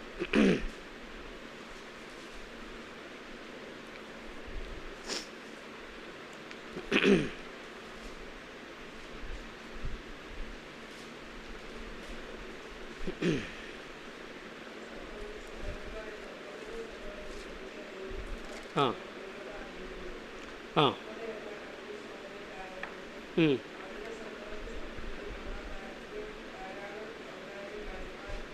ആ മതി. മക്കദോന്യ സഭകൾ അവർ ചെയ്ത കാര്യമാണ് പൗലോസ് ഇവിടെ കൊരിന്ത്യരെ ഓർമ്മിപ്പിക്കുക. എന്താ പറഞ്ഞത്? ഞാൻ നിങ്ങളോട് അറിയിക്കുന്നു അവർക്ക് ലഭിച്ച ദൈവകൃപ. എന്തായിരുന്നു ആ ദൈവകൃപ എന്നറിയാമോ? കഷ്ടത എന്ന കഠിനശോധനയിലായിരുന്നിട്ടും അവരുടെ സന്തോഷ സമൃദ്ധിയും മഹാദാരിദ്ര്യവും ധാരാളം ഔദാര്യം കാണിക്കുവാൻ കാരണമായി തീർന്നു. അപ്പോൾ മക്കദോന്യ സഭകൾ മറ്റ് സഭകളെ സഹായിച്ചത് എങ്ങനെയാണെന്നറിയാമോ? കഷ്ടതയിലൂടെ അവർ കടന്നുപോയത്, മഹാദാരിദ്ര്യത്തിലൂടെ അവർ പോയത്. പക്ഷേ മറ്റ് വിശ്വാസികളെ സഹായിക്കാൻ അവർക്ക് വളരെ സന്തോഷമായിരുന്നു, സന്തോഷ സമൃദ്ധി അവർക്കുണ്ടായിരുന്നു. അതിൽ നിന്നാണ് അവരെന്ത് ചെയ്തത്? മറ്റുള്ളവരെ സഹായിച്ചത്. ഇത് പൗലോസ് എന്ന് അങ്ങോട്ട് പറഞ്ഞതല്ല, അവർ വന്ന് ഇങ്ങോട്ട് ചോദിക്കുകയായിരുന്നു. അടുത്ത വാക്യം, വിശുദ്ധന്മാരുടെ സഹായത്തിനുള്ള ധർമ്മവും കൂട്ടായ്മയും സംബന്ധിച്ച് അവർ വളരെ താല്പര്യത്തോടെ ഞങ്ങളോട് അപേക്ഷിച്ചു. അവരിങ്ങോട്ട് വന്ന് പൗലോസിനോട് ചോദിക്കുക, ഇന്ന വിശ്വാസികളൊക്കെ എങ്ങനെ ഇരിക്കുന്നു, ഇന്ന സഭകളൊക്കെ എങ്ങനെ ഇരിക്കുന്നു. അങ്ങനെ താല്പര്യത്തോടെ അങ്ങോട്ട് ചോദിച്ചിട്ടാണ് അവരെന്ത് ചെയ്തത്? ഈ കളക്ഷൻ എടുക്കുന്നത്. അതിനു മുമ്പ് അവർ ചെയ്തൊരു കാര്യമുണ്ട്. അടുത്ത വാക്യം, അതും ഞങ്ങൾ വിചാരിച്ചിരുന്നത് പോലെയല്ല, അവർ മുമ്പേ തങ്ങളെ തന്നെ കർത്താവിനും പിന്നെ ദൈവേഷ്ടത്തിനൊത്തവണ്ണം ഞങ്ങൾക്ക് മേൽപ്പിച്ചു. ആദ്യം അവരെന്താ ചെയ്തതെന്നറിയാമോ? അവരെ തന്നെ കർത്താവിന് കൊടുത്തു. എന്നിട്ടാണ് എന്ത് ചെയ്തത്? ദൈവേഷ്ടത്തിനൊത്തവണ്ണം അപ്പോസ്തലന്മാർക്കും കൊടുത്തത്. ഇത് കൊടുക്കുക എന്ന് പറയുമ്പോൾ ഓട്ടോമാറ്റിക്കായിട്ട് നടക്കുന്ന ഒരു കാര്യമല്ല അത്. അപ്പോൾ അതിൻ്റെ പിന്നിൽ നല്ല ഒരു താല്പര്യമുണ്ടാവണം, പ്രാർത്ഥനയുണ്ട്, സമർപ്പണമുണ്ട്, അധ്വാനമുണ്ട്. ഇതെല്ലാം വെച്ചിട്ടാണ് ഇവരെന്ത് ചെയ്യുന്നത്? കൊടുക്കുന്നത്. അതാണ് മാതൃകയെന്ന് പറയുന്നത്. ഓട്ടോമാറ്റിക്കായിട്ട് നടക്കുന്ന ഒരു കാര്യമല്ലത്. വളരെ വെൽ പ്ലാൻഡായിട്ടാണ് കൊടുക്കുന്നത്, വെൽ പ്ലാൻഡായിട്ട്. ദൈവത്തിൽ ആശ്രയിച്ചാണ് അവർ കൊടുത്തത്. അതിനുള്ള കാരണം കൂടെയുണ്ട്. 9-ാമത്തെ വാക്യം, നമ്മുടെ കർത്താവായ യേശുക്രിസ്തു സമ്പന്നനായിരുന്നിട്ടും അവൻ്റെ ദാരിദ്ര്യത്താൽ നിങ്ങൾ സമ്പന്നരാകേണ്ടതിന് നിങ്ങൾ നിമിത്തം ദരിദ്രനായി തീർന്ന കൃപ നിങ്ങൾ അറിയുന്നുവല്ലോ. എന്താ കാര്യം? ആ ദൈവകൃപ അറിഞ്ഞവർക്ക് മാത്രമേ ഇത് ചെയ്യാൻ പറ്റുള്ളൂ. എന്താ? നമ്മുടെ കർത്താവ് സമ്പന്നനായിരുന്നിട്ടും അവൻ്റെ ദാരിദ്ര്യത്താൽ നമ്മൾ സമ്പന്നരാകാൻ വേണ്ടിയാണ് ഈ ദാരിദ്ര്യം അനുഭവിക്കുന്നത്. ഞാൻ നേരത്തെ പറഞ്ഞു, ഭൂലോകവും അതിൻ്റെ നിറവും യഹോവയ്ക്കുള്ളത്. അതാരാ? യേശുക്രിസ്തു തന്നെയാണ് അല്ലേ? ഇല്ല, മുഴുവൻ ആരുടെയാണ്? പക്ഷേ ഇവിടെ ഭൂമിയിൽ വന്നപ്പോൾ കടം വാങ്ങിയ കഴുതയുടെ പുറത്താണ് കർത്താവ് സഞ്ചരിച്ചത്. പത്രോസിനടുക്കൽ ഒരിക്കൽ ആൾക്കാർ വന്നിട്ട് ചോദിച്ചു, നീ ടാക്സ് അടയ്ക്കുന്നില്ലേ? ഉണ്ട്. നിൻ്റെ ഗുരു ടാക്സ് അടയ്ക്കില്ലേ? അടയ്ക്കും. പക്ഷേ ഇവർ രണ്ടുപേരുടെയും കയ്യിൽ ഇല്ലായിരുന്നു. പത്രോസിനോട് കർത്താവ് പറഞ്ഞു, നീ പോയി ചൂണ്ടലിടുക, ചതുർദ്രഹ്മ പണം അതിൻ്റെ വായിൽ ഉണ്ടായിരിക്കും, 2 എനിക്കും 2 നിനക്കും വേണ്ടി കൊടുക്കാൻ പറഞ്ഞു. മറ്റൊരിക്കൽ കൈസർക്ക് കരം കൊടുക്കുന്ന വിഹിതമോ കർത്താവിനോട് ചോദിച്ചു. കർത്താവ് പറഞ്ഞു, ഒരു നാണയം കൊണ്ടുവന്നു. ഇതിൻ്റെ മേലെഴുത്ത് സ്വരൂപവും ആരുടേത്? അത് കൈസറുടേതാണ്. എന്നാൽ കൈസർക്കുള്ളത് കൈസർക്കും കൊടുക്കണം, ദൈവത്തിനുള്ള ദൈവത്തിനും കൊടുക്കണമെന്ന് പറഞ്ഞു. പക്ഷേ ഈ കാശുണ്ടല്ലോ, അത് യേശുവിൻ്റെ കീശയിൽ ഇല്ലായിരുന്നു. ഒരു ഉദാഹരണം ചൂണ്ടിക്കാണിക്കാനുള്ള കാശ് പോലും കർത്താവിൻ്റെ കൈവശം ആ സമയത്ത് ഇല്ല. അത് വല്ലവനും കൊണ്ടുവന്ന് കാണിച്ചെങ്കിലേ എന്ത് പറ്റുകയുള്ളായിരുന്നു, അത് പറയാനായിട്ട് ഒക്കത്തുള്ളായിരുന്നു. അത്രയും ദാരിദ്ര്യത്തിലൂടെയാണ് കർത്താവ് കടന്നുപോയത്. ഈ ദൈവകൃപ 1-ാം നൂറ്റാണ്ടിലെ സഭകൾ അറിഞ്ഞിരുന്നു. ഇതറിയുന്നവർക്ക് മാത്രമേ ഇന്നും എന്ത് ചെയ്യാൻ പറ്റുള്ളൂ, കർത്താവിന് വേണ്ടി മനഃപൂർവ്വമായിട്ട് കൊടുക്കാനായിട്ട് കഴിയത്തുള്ളൂ. ഇനി മറ്റൊരു വേദഭാഗം നോക്കാം. ദിനവൃത്താന്തങ്ങളുടെ 2-ാം പുസ്തകം 29-ാം അധ്യായത്തിൻ്റെ 14-ാമത്തെ വാക്യം, 9-ാമത്തെയും 14-ാമത്തെയും വാക്യം.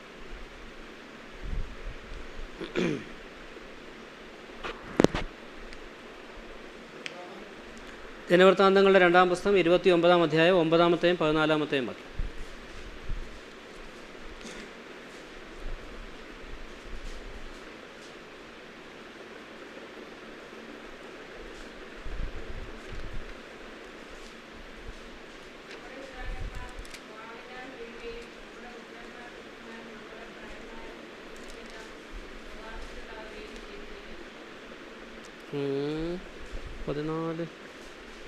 ഇല്ല, വാക്യം മാറി. 1 ദിനവൃത്താന്തം.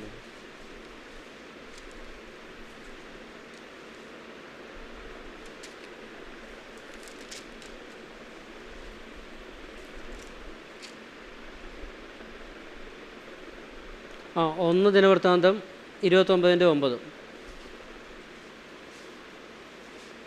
1 ദിനവൃത്താന്തം 29-9.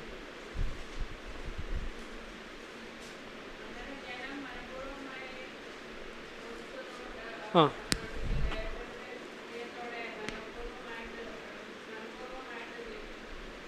ആ യഹോവയുടെ ആലയത്തിലെ ഭണ്ഡാരത്തിലേക്ക് അവർ കൊണ്ടുവന്നത് എങ്ങനെ കൊണ്ടുവന്ന് നോക്കിയാൽ, ജനം മനഃപൂർവ്വമായി കൊടുത്തു, അവർ സന്തോഷിച്ചു, ഏകാഗ്ര ഹൃദയത്തോടെ മനഃപൂർവ്വമായിട്ടായിരുന്നു അവർ യഹോവയ്ക്ക് കൊടുത്തത്. അത് കണ്ടപ്പോൾ ദാവീദ് രാജാവും അത്യന്തം. ഇനി ദാവീദ് അത് വാങ്ങിച്ചതിന് ശേഷം ദാവീദ് ദൈവത്തോട് പ്രാർത്ഥിക്കുന്നത് 14-ാമത്തെ വാക്യം, എന്നാൽ ഞങ്ങളിങ്ങനെ ഇത്ര മനഃപൂർവ്വമായി ദാനം ചെയ്യേണ്ടതിന് പ്രാപ്തനാകുവാൻ ഞാൻ ആര്? എൻ്റെ ജനവും എന്തുള്ളൂ? സകലവും നിന്നിൽ നിന്നല്ലോ വരുന്നത്. നിൻ്റെ കയ്യിൽ നിന്ന് വാങ്ങി ഞങ്ങൾ നിനക്ക് തന്നതേ. കൊടുത്തേച്ച് അവരുടെ മനോഭാവം അതായിരുന്നു. ഞാൻ എന്തോ വലിയ കാര്യം ചെയ്തു എന്നുള്ള മനോഭാവം ആയിരുന്നില്ല. അങ്ങയുടെ കയ്യിൽ നിന്ന് വാങ്ങി അങ്ങേക്ക് തന്നത് മാത്രമേ ഉള്ളൂ, അല്ലാതെ ഇത്രയൊക്കെ തരാൻ ഞങ്ങളുടെ കയ്യിൽ എവിടുന്നാ? ഈ ചോദിച്ചതിൻ്റെ അർത്ഥം അതാ. ഇതായിരുന്നു പഴയ നിയമത്തിലെ വിശുദ്ധന്മാരുടെ മാതൃക. പുതിയ നിയമത്തിലും അങ്ങനെ തന്നെയാണ്. ഈ വാക്യങ്ങളെല്ലാം എടുത്ത് വായിക്കാൻ സമയമില്ല. മനഃപൂർവ്വമായി സന്തോഷത്തോടെ കൊടുക്കുന്നവനെ കർത്താവ് സ്നേഹിക്കുന്നു. ഇതെല്ലാം വാക്യങ്ങളാണ്. ഇനിയും ആർക്ക് കൊടുക്കണം? തിമോഥെയോസിന് എഴുതിയ 1-ാമത്തെ ലേഖനം 5-ാം അധ്യായത്തിൻ്റെ 3-ാമത്തെ വാക്യം ഒന്ന് വായിക്കും.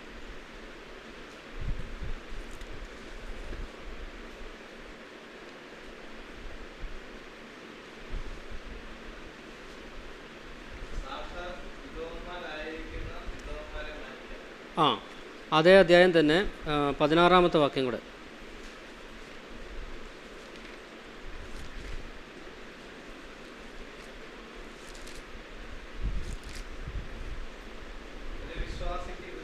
വിശ്വാസിനിക്ക്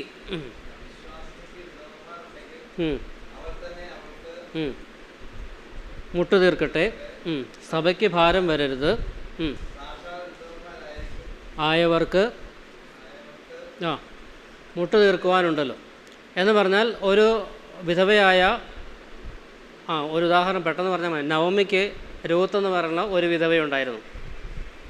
അപ്പോൾ രൂത്തിൻ്റെ പ്രശ്നങ്ങൾ പരിഹരിച്ചു കൊടുക്കേണ്ടത്, സാമ്പത്തിക ആവശ്യങ്ങൾ നിറവേർക്കേണ്ടത് ആരായിരിക്കണം? ഈ വാക്യത്തിൻ്റെ അടിസ്ഥാനത്തിൽ നവമിയാണ് സാധിച്ചു കൊടുക്കണം. എന്നാൽ അങ്ങനെ ഒരു അവസ്ഥ ഇല്ലാത്ത സാഹചര്യമാണെങ്കിൽ, വേറെ ആരും ഹെൽപ്പിനില്ലെങ്കിൽ എന്ത് ചെയ്യണം? സഭയാണ് ആ കാര്യം ആ വിധവയ്ക്ക് വേണ്ടി ചെയ്യേണ്ടത്. അവിശ്വാസികളായ മക്കളുണ്ടെങ്കിൽ പോലും, നോക്കാൻ ആളുണ്ടെങ്കിൽ പോലും, അവർ അവിശ്വാസികളാണെങ്കിലും വിധവയ്ക്ക് വേണ്ടി സഭ വേണം എന്ത് ചെയ്യാൻ, ആ ശുശ്രൂഷ നിർവഹിക്കാം. അവരെ കരുതാനുള്ള ഉത്തരവാദിത്വം സഭയ്ക്കുണ്ട്. മറ്റൊന്ന്, കർത്താവ് പറഞ്ഞു, ദരിദ്രരെ നിങ്ങൾ എപ്പോഴും ഓർക്കണം. ദരിദ്രർ നിങ്ങളുടെ അടുക്കൽ എപ്പോഴും ഉണ്ടല്ലോ. ഗലാത്യ ലേഖനത്തിലേക്ക് വരുമ്പോൾ ദരിദ്രരെ നിങ്ങൾ എപ്പോഴും ഓർത്തുകൊള്ളണം.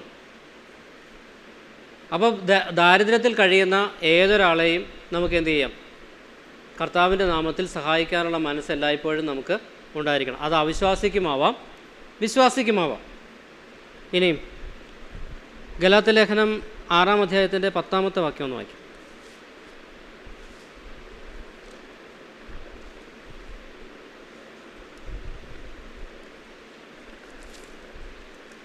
ഗലാത്യ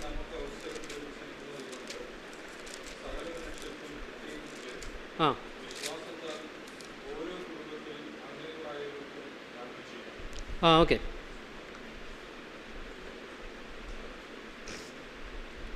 എല്ലാവർക്കും, വിശേഷാൽ സഹവിശ്വാസികൾക്കും നന്മ ചെയ്യണം.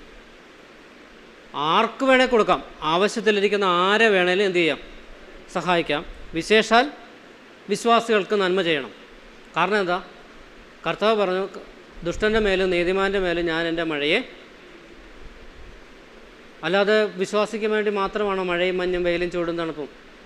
അല്ല, എല്ലാം ദൈവം പൊതുവിൽ കൊടുക്കുന്ന എല്ലാ കാര്യങ്ങളും എല്ലാവർക്കും വേണ്ടിയാണ് ദൈവം കൊടുക്കുന്നത്.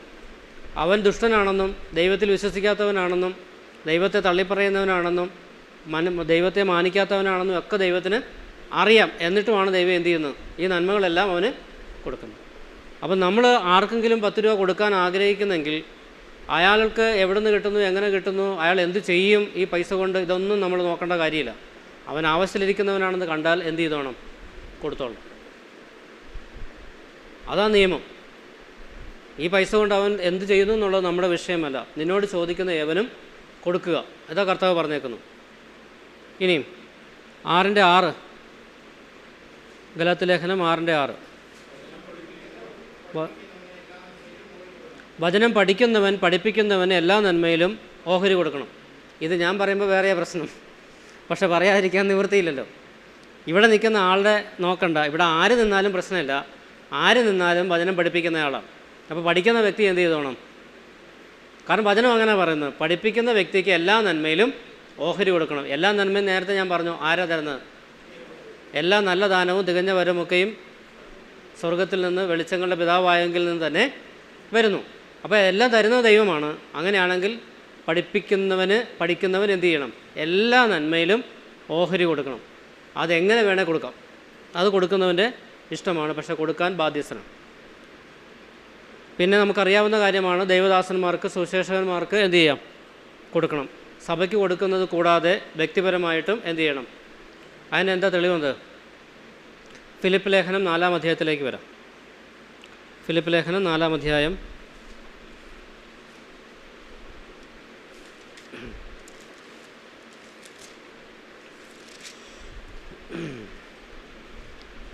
17-ാമത്തെ വാക്യം.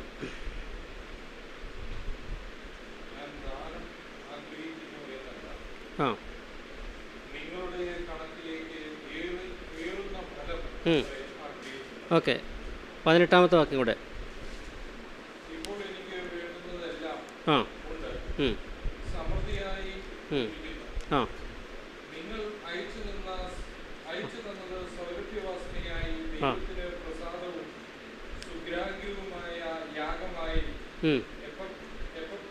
ഫ്രോദിത്തോസിൻ്റെ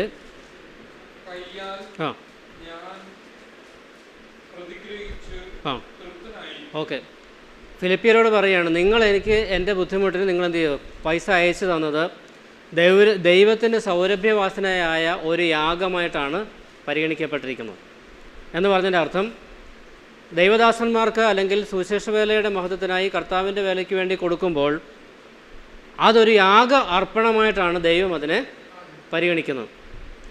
എന്നിട്ട് പറഞ്ഞത്, ഞാൻ ദാനം ആഗ്രഹിക്കുന്നു എന്നല്ല, നിങ്ങളുടെ കണക്കിലേക്ക് ഏറുന്ന ഫലമത്രേ ആഗ്രഹിക്കുക. എന്ന് പറഞ്ഞാൽ, എനിക്ക് നിങ്ങൾ തരുന്ന ഓരോ രൂപയ്ക്കും ഞാൻ ആഗ്രഹിച്ചിട്ടല്ലല്ലോ, നിങ്ങൾ തരുമ്പോൾ സ്വർഗത്തിലെ അക്കൗണ്ടിൽ നിങ്ങളുടെ നിക്ഷേപം വർദ്ധിക്കും, ഏറിയ പങ്ക് നിങ്ങൾക്ക് കിട്ടും. അതിനു വേണ്ടിയാണ് കൊടുക്കാൻ പറയുന്നത്.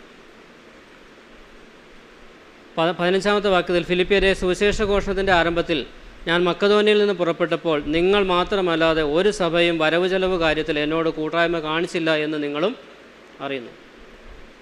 പക്ഷേ ഫിലിപ്പിയ സഭ എന്ത് ചെയ്തു? പൗലോസിന് കൊടുത്തു. സഭയ്ക്ക് കൊടുത്ത കാര്യമല്ല പറഞ്ഞത്, വ്യക്തിക്ക് കൊടുത്ത കാര്യമാണ് പറഞ്ഞത്. കർത്താവിൻ്റെ മഹത്വത്തിന് വേണ്ടി ദൈവദാസന്മാർക്ക് എന്ത് ചെയ്യാം? അത് കാര്യങ്ങൾ മനസ്സിലാക്കി ചെയ്യണം. ഇനിയും സഭയിൽ ഈ കാര്യം നിർവഹിക്കുന്നതിന് വേണ്ടി ആരെയാണ് നിയമിക്കേണ്ടത്? അതുകൂടെ പറഞ്ഞ് ഇന്നത്തെ ക്ലാസ് അവസാനിപ്പിക്കാമെന്ന് വിചാരിക്കുന്നു. കൊരിന്ത്യർക്ക് എഴുതിയ 2-ാം ലേഖനം 8-ാം അധ്യായത്തിൻ്റെ 21-ാമത്തെ വാക്യം. വളരെ ആഴമേറിയ വിഷയങ്ങളാണ് നമ്മൾ സംസാരിക്കുന്നത്. പക്ഷേ വിശദീകരിക്കാനുള്ള സാവകാശം മുമ്പിലില്ലാത്തതുകൊണ്ട് കമ്പിവാചകത്തിൽ പറഞ്ഞു പോവുകയാണ്.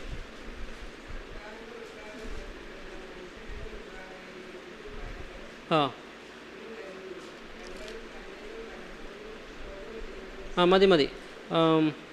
ഞാനത് 18 മുതൽ ഒന്നുകൂടെ വായിക്കാം. കൊരിന്ത്യർക്ക് എഴുതിയ 2-ാം ലേഖനം 8-ന്റെ 18 മുതൽ.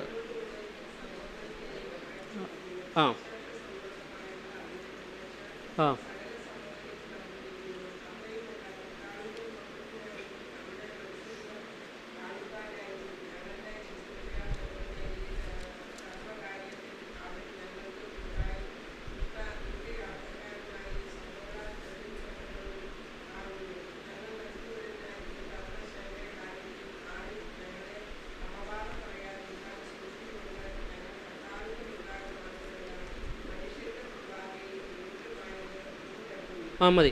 ഇവിടെ ഒന്നിലധികം വ്യക്തികളെ സഭകൾ തിരഞ്ഞെടുത്തതായിട്ട് കാണാം. സാമ്പത്തിക കാര്യം കൈകാര്യം ചെയ്യുന്നതിന് വേണ്ടി ഞാൻ നേരത്തെ പറഞ്ഞു, ശുശ്രൂഷകന്മാരെ ആക്കുന്ന കാര്യം പറഞ്ഞപ്പോൾ തന്നെ ഒന്നിലധികം വ്യക്തികളായിരിക്കണം ഒരു പ്രാദേശിക സഭയിൽ ഈ സാമ്പത്തിക കാര്യം എന്ത് ചെയ്യേണ്ടത്? കൈകാര്യം ചെയ്യേണ്ടത്. അത് ആരാകാൻ പാടില്ലെന്ന് ഞാൻ നേരത്തെ പറഞ്ഞു. ആരാകാൻ പാടില്ല? മറ്റവരെ അഞ്ച് ആൾക്കാരെ കുറിച്ച് നമ്മൾ പറഞ്ഞു. അവർ സഭയുടെ ആത്മീക അഭിവൃദ്ധിക്ക് വേണ്ടി നിയമിക്കപ്പെടുമ്പോൾ, അത് ദൈവം നിയമിക്കുമ്പോൾ സഭയുടെ ഭൗതിക ആവശ്യങ്ങൾക്ക് വേണ്ടി സാക്ഷ്യമുള്ള യോഗ്യതകളുള്ള ആളുകളെക്കുറിച്ച് നമ്മൾ ചിന്തിച്ചു. അങ്ങനെയുള്ള ആളുകളെ തിരഞ്ഞെടുത്തതിന് ശേഷം അവർ ഒന്നാകാൻ പാടില്ല, രണ്ടിന് മീതെ ആൾക്കാരായിരിക്കണം ഈ ശുശ്രൂഷ നിർവഹിക്കേണ്ടത്. എന്നിട്ട് പറയുന്നത് 23-ാമത്തെ വാക്യത്തിൽ, തീത്തോസ് എനിക്ക് കൂട്ടാളിയും നിങ്ങൾക്കായിട്ട് കൂട്ടുവേലക്കാരനുമാകുന്നു. നമ്മുടെ സഹോദരന്മാർ സഭകളുടെ ദൂതന്മാരും ക്രിസ്തുവിന് മഹത്വവും തന്നെ. നമ്മുടെ സഹോദരന്മാർ സഭകളുടെ ദൂതന്മാരാണ്. പക്ഷെ അവിടെ ഏഞ്ചൽ എന്നുള്ള വാക്കല്ല ഉപയോഗിച്ചിരിക്കുന്നത്, മെസ്സഞ്ചർ എന്നുള്ള വാക്കാണ്. എന്ന് പറഞ്ഞാൽ സഭയെ പ്രതിനിധീകരിക്കുന്നവർ എന്നർത്ഥം. അപ്പോൾ അത് ഒരാളല്ല, ഒന്നിലധികം ആളുകളാണ് ഈ ശുശ്രൂഷ നിർവഹിക്കുന്നത്. ഇനി കൊരിന്ത്യർക്ക് എഴുതിയ 1-ാം ലേഖനത്തിൻ്റെ 16-ാം അധ്യായത്തിൻ്റെ 3-4 വാക്യങ്ങൾ ഒന്നുകൂടെ വായിക്കാം.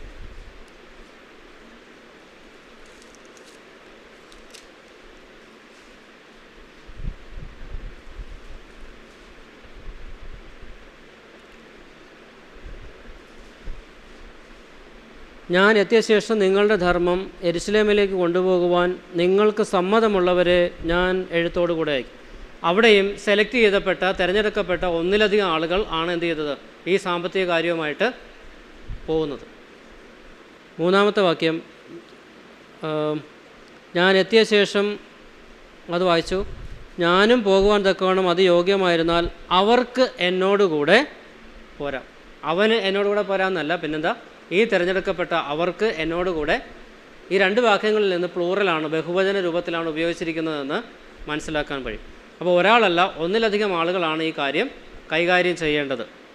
വിശ്വസ്തയോടുകൂടെ വേണം ഈ കാര്യങ്ങൾ നിർവഹിക്കാൻ. അങ്ങനെ ഒത്തിരി കാര്യങ്ങൾ ഇത് സംബന്ധിച്ച് പറയുവാനുണ്ട്. ഇനി ഇതിനൊരു റിവാർഡുണ്ട്, കൊടുക്കുന്നതിനൊരു റിവാർഡുണ്ട്. അത് നേരത്തെ കണ്ടു കഴിഞ്ഞു. സ്വർഗത്തിൽ നമ്മുടെ അക്കൗണ്ടിൽ എന്ത് ചെയ്യും? വർദ്ധിച്ചുകൊണ്ടിരിക്കും.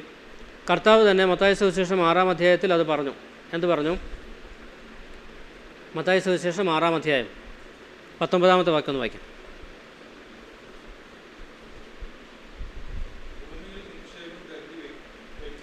ആ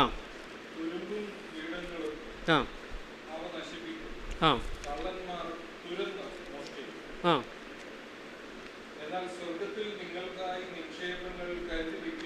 ആ ആ ഓക്കെ. നിൻ്റെ നിക്ഷേപമുള്ളയിടത്ത് നിൻ്റെ ഹൃദയവും, അവിടെയാണ് എൻ്റെ നിക്ഷേപമെങ്കിൽ എൻ്റെ ഹൃദയം അവിടെ ഇരിക്കുമ്പോൾ ആ നിക്ഷേപം വർദ്ധിപ്പിക്കാൻ വേണ്ടി ഈ ഭൂമിയിൽ എനിക്ക് പല കാര്യങ്ങൾ ചെയ്യാനുണ്ട്. ഇവിടെ ഇടുന്നതനുസരിച്ച് അവിടെ ഇൻട്രസ്റ്റ് കൂടത്തുള്ളൂ, അല്ലെങ്കിൽ തുക വർദ്ധിക്കത്തുള്ളൂ. ആ അധ്യായത്തിൻ്റെ ആരംഭത്തിൽ തന്നെ കാണുന്നത് ഭിക്ഷ കൊടുക്കുന്നതിനെക്കുറിച്ചാണ് അവിടെ പറയുന്നത്. പക്ഷേ ഭിക്ഷയല്ല, ധർമ്മമാണ് ഉപയോഗിച്ചിരിക്കുന്ന വാക്ക്. എന്ന് പറഞ്ഞാൽ ചാരിറ്റി പ്രവർത്തനത്തിന് വേണ്ടിയാണെന്നാണ് അവിടെ ഉപയോഗിച്ചത്. അതായത് കൊരിന്ത്യർ ലേഖനം 2-ാമത്തെ ലേഖനത്തിൻ്റെ 8-9 അധ്യായത്തിലും 1-ാമത്തെ ലേഖനത്തിൻ്റെ 16-ാം അധ്യായത്തിലും നമ്മൾ ഉപയോഗിച്ച ധർമ്മം എന്ന വാക്ക് തന്നെയാണ് ഈ മത്തായി സുവിശേഷം 6-ാം അധ്യായത്തിലും ഉപയോഗിച്ചിരിക്കുന്നത്. ഭിക്ഷ എന്ന് ട്രാൻസ്ലേഷൻ വന്നു എന്ന് മാത്രമേ ഉള്ളൂ, പക്ഷേ വാക്ക് രണ്ടും സെയിമാണ്. അത് ചെയ്യുമ്പോൾ എന്ത് ചെയ്യാൻ പാടില്ലെന്ന് ഇവിടെ പറഞ്ഞിട്ടുണ്ട്. അത് ഭിക്ഷ കൊടുക്കുമ്പോൾ മനുഷ്യരാൽ മാനം ലഭിക്കുവാൻ പള്ളികളിലും വേദികളിലും കപടഭക്തിക്കാർ ചെയ്യുന്നത് പോലെ നിൻ്റെ മുമ്പിൽ കാഹളം മോദിക്കരുത്, കൊടുത്തേച്ച് വിളിച്ചു പറയരുത്. ഞാൻ ഇന്നതിനാർക്ക് കൊടുത്തു എന്ന് കൊടുത്തേച്ച് വിളിച്ചു പറയരുത്. അവർക്ക് പ്രതിഫലം കിട്ടിപ്പോയി. അങ്ങനെയുള്ളവർക്ക് ഇവിടെ തന്നെ കിട്ടി, അവിടെ ചെല്ലുമ്പോൾ എന്ത് കിട്ടത്തില്ല? കർത്താവിൻ്റെ കയ്യിൽ നിന്നൊന്നും കിട്ടുമെന്ന് പ്രതീക്ഷിക്കണ്ട. ഇനി നീയോ ഭിക്ഷ കൊടുക്കുമ്പോൾ നിൻ്റെ ഭിക്ഷ രഹസ്യത്തിലായിരിക്കേണ്ടതിന് വലം കൈ ചെയ്യുന്നതെന്തെന്ന് ഇടം കൈ അറിയരുത്. നമ്മുടെ ഒരു കൈ പോലും അറിയാൻ പാടില്ല ഞാൻ എന്നതാ ഒരാൾക്ക് കൊടുത്തതെന്നുള്ളത്. ഇനി വളരെ ഇമ്പോർട്ടൻ്റ് ആയിട്ടുള്ള ഒരു കാര്യം കൂടെ നോക്കാം. ആവർത്തന പുസ്തകം 26-ാം അധ്യായത്തിൻ്റെ 14-ാമത്തെ വാക്യം. എങ്ങനെ കൊടുക്കണം, കൊടുക്കാൻ പാടില്ല എന്ന് ഒരു വാക്യം കൂടെ വായിച്ച് നമുക്ക് അവസാനിപ്പിക്കാം. ആവർത്തന പുസ്തകം 26-ാം അധ്യായത്തിൻ്റെ 14-ാമത്തെ വാക്യം.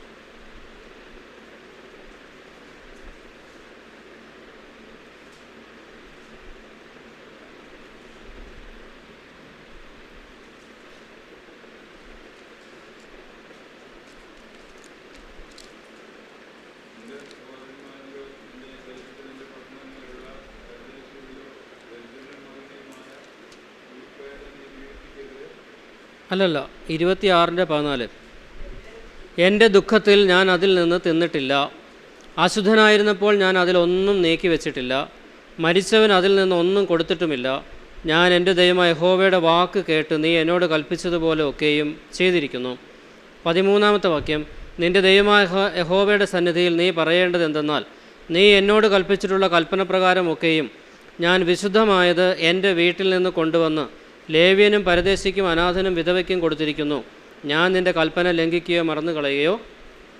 1-ാമത്തെ വാക്യം മുതൽ നിൻ്റെ ദൈവമായ യഹോവ നിനക്ക് അവകാശമായി തരുന്ന ദേശത്ത് നീ ചെന്ന് അത് കൈവശമാക്കി അവിടെ പാർക്കുമ്പോൾ നിൻ്റെ ദൈവമായ യഹോവ നിനക്ക് തരുന്ന ദേശത്ത് നിൻ്റെ നിലത്തിൽ നിന്നുണ്ടാകുന്നതായി നിലത്തിലെ എല്ലാ വക കൃഷിയുടെയും ആദ്യഫലം കുറേശ്ശെ എടുത്തൊരു കൊട്ടയിൽ വെച്ചുകൊണ്ട് നിൻ്റെ ദൈവമായ യഹോവയുടെ തൻ്റെ നാമം സ്ഥാപിക്കുവാൻ തിരഞ്ഞെടുക്കുന്ന സ്ഥലത്തേക്ക് വീട്ടിൽ നിന്ന് പൈസയും, നമ്മുടെ ഭാഷയിൽ പറഞ്ഞാൽ വീട്ടിൽ നിന്ന് ദൈവം തന്നിരിക്കുന്ന നന്മയുമായി സഭയിലേക്ക് പോകുമ്പോഴുള്ള കാഴ്ച. ഒറ്റ വാക്കിൽ പറഞ്ഞാൽ അതാണ്. ഒരാഴ്ച മുഴുവൻ വിശുദ്ധിയിൽ ജീവിച്ചിട്ട് വേണം ഇത് കൊണ്ടുവരാൻ. അതാണ് പറഞ്ഞത്, ഞാൻ വിശുദ്ധമായത് എൻ്റെ വീട്ടിൽ നിന്ന് കൊണ്ടുവന്നിരിക്കുന്നു. ലേവ്യനും പരദേശിക്കും അനാഥനും വിധവയ്ക്കും കൊടുത്തിരിക്കുന്നു എന്ന് പറഞ്ഞാൽ, ലേവ്യൻ എന്ന് പറഞ്ഞാൽ പുരോഹിത ഗണത്തിൽപ്പെട്ടവൻ, ആത്മിക ശുശ്രൂഷ ചെയ്യുന്നവന് എന്ന് ഇന്നർത്ഥം. അവർക്ക് കൊടുത്തു, പരദേശിക്ക് കൊടുത്തു, അനാഥന് കൊടുത്തു, വിധവയ്ക്ക് കൊടുത്തു. വിധവയ്ക്ക് പഴയ നിയമത്തിലും പുതിയ നിയമത്തിലും തുല്യ പ്രാധാന്യമാണ്. ഇനിയും യഹോവയുടെ വാക്ക് കേട്ട് ഞാൻ അത് ലംഘിക്കുകയോ മറന്നു കളയുകയോ ചെയ്തിട്ടില്ല. ഇനി എൻ്റെ ദുഃഖത്തിൽ ഞാൻ അതിൽ നിന്ന് തിന്നിട്ടില്ല എന്ന് പറഞ്ഞാൽ എൻ്റെ അർത്ഥം എന്താ? മാറ്റി വെച്ച് കഴിഞ്ഞപ്പോൾ എനിക്കൊരാവശ്യം വന്നു, ഞാൻ എന്ത് ചെയ്തു? അതിൽ നിന്ന് എടുത്ത് ഉപയോഗിച്ചു. പാടില്ല, 5% കൂട്ടി വയ്ക്കേണ്ടതായിട്ട് വരും. എൻ്റെ ദുഃഖത്തിൽ ഞാൻ അതിൽ നിന്ന് തിന്നിട്ടില്ല, അശുദ്ധനായിരുന്നപ്പോൾ ഞാൻ അതിലൊന്നും നീക്കി വെച്ചിട്ടില്ല. എൻ്റെ ജീവിതത്തിൽ പാകപ്പിഴകൾ സംഭവിച്ച സമയത്ത് സ്തോത്ര കാഴ്ചയ്ക്ക് വേണ്ടിയോ അല്ല ദൈവദാസന്മാർക്ക് വേണ്ടിയോ കർത്താവിൻ്റെ മഹത്വത്തിന് വേണ്ടിയോ ഞാൻ മാറ്റി വെക്കാൻ പാടില്ല. തിരുവത്താഴം എടുക്കാത്ത ആൾക്കാർ ചില ഞായറാഴ്ചകളിൽ സ്തോത്ര കാഴ്ച ഇടാറുണ്ട്. തെറ്റാണ്. തിരുവത്താഴം എടുക്കാൻ യോഗ്യതയില്ലാത്ത ആളുടെ പൈസ കർത്താവിന് വേണോ? എന്ത് കാര്യം കൊണ്ടോ ഇതിൽ നിന്ന് യോഗ്യനല്ലാത്തതുകൊണ്ടാണ് എന്ത് ചെയ്യാത്തത്? എടുക്കാതിരിക്കുന്നത്. അങ്ങനെ എടുക്കാതിരിക്കുന്ന ആളുടെ പൈസയും അതിനകത്ത് ഇടാൻ പാടില്ല. അതാ പറഞ്ഞത്, ഞാൻ അശുദ്ധനായിരുന്നപ്പോൾ അതിലൊന്നും നീക്കി വെച്ചിട്ടില്ല, മരിച്ചവന് അതിൽ നിന്നൊന്നും കൊടുത്തിട്ടില്ല. എത്ര അടുത്ത ബന്ധുവാണെങ്കിലും മരിച്ചതിന് ശേഷം ഒരാൾക്ക് വേണ്ടി മരണാനന്തര കർമ്മങ്ങൾക്ക് വേണ്ടി 10 പൈസ കൊടുക്കാൻ അനുവാദമില്ല.